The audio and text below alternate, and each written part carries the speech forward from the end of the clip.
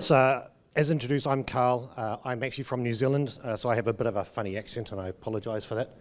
So I'm the regional manager for APAC for Entrust Identity Access.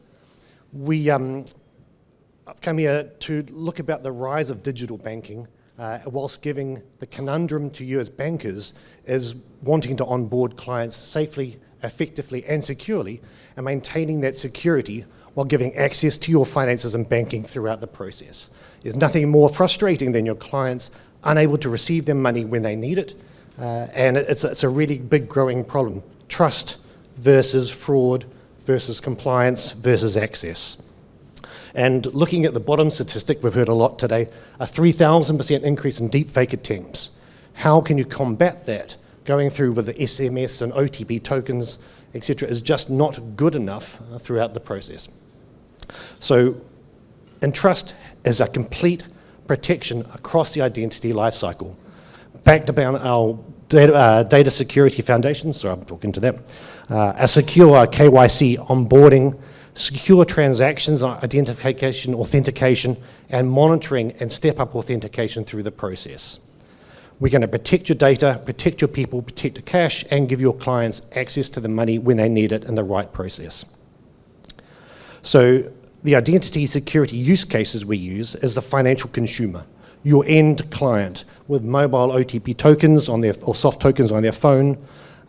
We've got hundreds of banks globally, 30 banks throughout Asia and APAC using a consumer-based process where we use our onboarding, the KYC. We also use up step-up authentication. So should there be a challenge to that, we can go through it, as mentioned before, reuse the token to go through and re-authenticate for a high-value transaction. We'll talk about where people have moved from Malaysia to Kenya in an hour, which is impossible, step up their authentication using that drag and drop workflow to protect your client. That they could have used a VPN, and it could be the real person in Kenya trying to access their money. We want to make sure they can in a safe, effective process. Enterprise workforce. We have 30 banks and government agencies throughout Asia using our on-premise cloud solution for the workforce identification. And you're thinking about workforce people. I ran into a customer the other day in Australia. They have 70,000 employees and they don't know who turns up on the construction site. Yes, they have an identity access management and a multi-factor authentication solution, but they don't know, there's no verification of that individual, who does the tests, who does the interviews, and then who turns up on site. Could be a completely different person, and they have 1,000 people a month starting work. So how do we know this is the right person, and how do you as banks know the right person is turning up with an identification, walking through, grabbing a laptop, and sitting down? We have the ability to go through and look at the authentication process right throughout the entire life cycle of the client. And we as Entrust also go through and look at the citizen and government. So when you're doing your tax, they can go through and use the authentication requirements. We have on-premise solutions through government, not only producing passports and driver's licenses, but using identity throughout the entire process.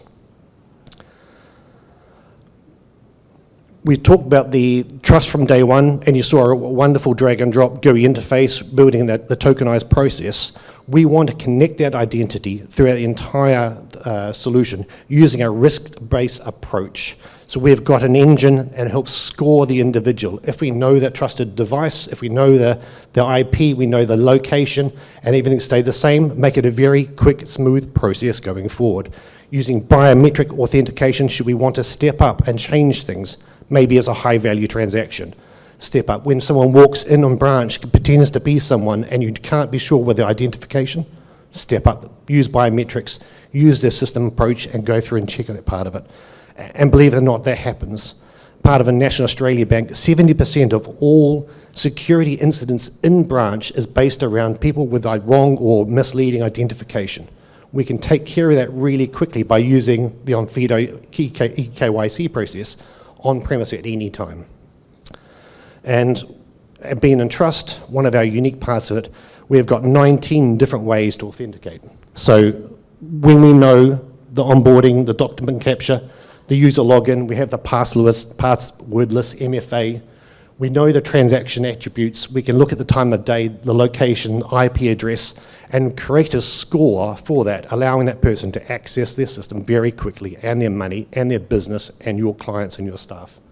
Should their velocity and the device reputation change at any one time, we can increase that score, creating a different authentication type or multiple different authentication types. And the key and the power to that is that GUI drag and drop interface. You can start asking for multiple forms of authentication. I know the device, but I don't know the country. Now I want to see a verification of a mobile soft token, or I need to go through and step that up even further and get a proper verification of that process. This is all capable and typically very hard. With the Onfido Studio, it's actually very, very quick and very simple and safe, and more importantly, giving your end users the ability to access their funds when they need it. As you can see, at challenge at any one time, we can go through and start challenging that documentation as it goes through.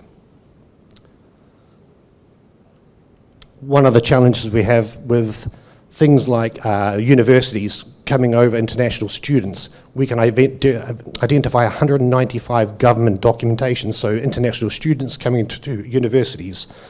What happens in the schools in Australia recently is they've been banned from using mobile phones. So how the hell do you authenticate students on their devices at school with no mobile phones? We have digital e-cards, which goes through and provides a kind of a multi-factor authentication on grid card. Then they go home, use their laptops, they want to use their mobile soft tokens. There's schools, teachers need a re-authenticate process for people trying to hack their devices a lot more, so we can step up the authentication at any one time, improving that. And that myriad is available anyone in different combinations through the process as well,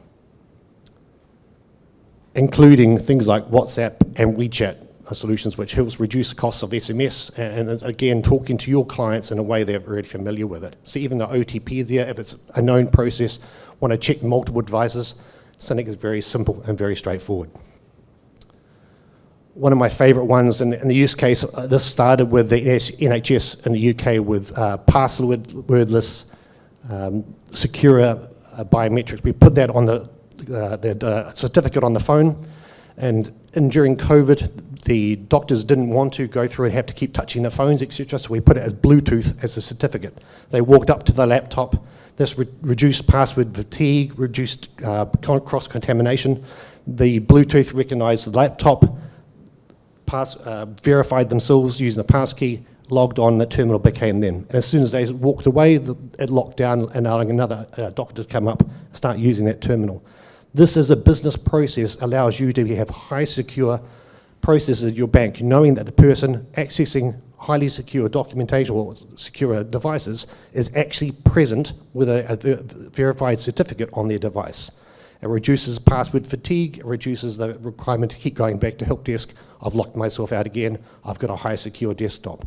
Knowing that person is physically able at this screen or at this system is a high assurance requirement for most banks at the moment.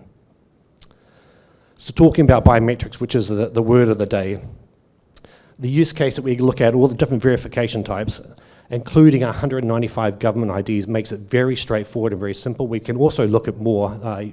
Just yesterday I was in Vietnam and they've asked for the Vietnam ID card. We can put that into the process and start working that out and add it to 196 in a couple of weeks, very simply. So you come up with a challenge for us and we're happy to go through and look at that.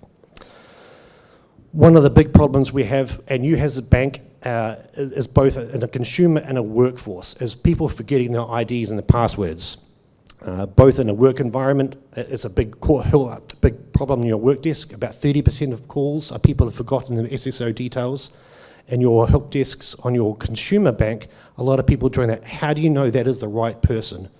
Ringing up, especially if you heard about deep fakes having video calls with CFOs, how do you know that is the person calling up saying, please reset my password? So we have the ability to use that tokenized solution within our identity access, and this should work. Maybe we should have practiced. So this is doing a password reset through using the tokenized identity. It sends a person a requirement to use their laptop, or they can use their phone. quickly brings up the person's details. Remember, we have that tokenized record on the system. It is one big system. It's now complete. And a person can set up their new password and crack on. And so that works with both consumer and your workforce, taking a lot of pressure and time away from your business, resetting and changing passwords, making sure that when your clients are doing that, it is them who are doing it, and there's no takeover account processes as well. And I'm going to wrap up looking at the end-to-end identity security. We have the AI-powered identity verification, enhanced authentication through the process should you want to do that, full access management with 19 different verification codes. We continually update the profile, so as someone joins a year later, they want to go through and re-verify themselves, we have the technology to map that through the process, including verified signing. For your organization, prevent fraud, which is really key. Navigate global compliance, like as at 1st of August in Philippines, OTP is no longer accepted.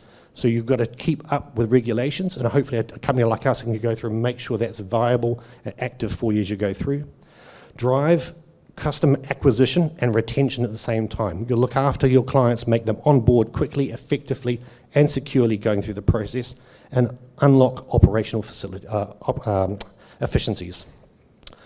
And just before I hand over, just some of our financial clients, Bank of America, JP Morgan, they're the ones who do the step-up authentication over $10,000.